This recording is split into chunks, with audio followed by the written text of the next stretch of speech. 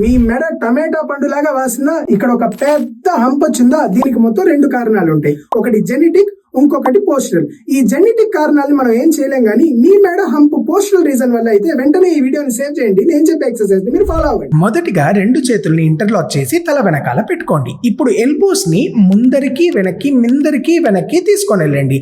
Chest moments అవుతుంది ముందరికి వెనక్కి. మీరు ఇది చేసేటప్పుడు దీన్ని 10 సార్లు 3 సెట్లు చేయండి.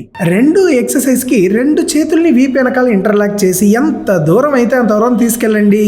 దీన్ని మీరు 10 సార్లు 3 సెట్లు చేయండి. ఈ 3వ ఎక్సర్సైజ్ చాలా సింపుల్ అండి. 2 చేతులు హిప్ దగ్గర పెట్టుకొని చెస్ట్ని పైకి కిందకి పైకి కిందకి అనాలండి. ఇలా మీరు 10 సార్లు 3 సెట్లు చేయండి. ఇప్పుడు 4వ ఎక్సర్సైజ్ చాలా ఇంపార్టెంట్, మరి వినాలి మీరు.